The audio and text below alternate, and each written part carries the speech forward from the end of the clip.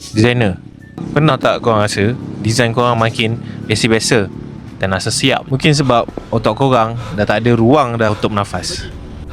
Bila hari-hari otak korang penuh dengan drama kat tapak, tukang tak datang, barang lambat, tight sangkut, mana nak datangnya idea kreatif?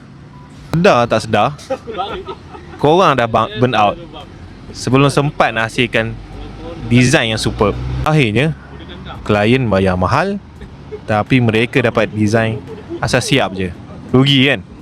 Ingat, kreativiti perlukan ruang untuk bernafas. Kalau korang masih jadi firefighter dekat setiap site, bila masa korang nak jadi kreatif strategis kat office? Stop lah jadi kuli kat tapak, mula jadi otak di belakang design.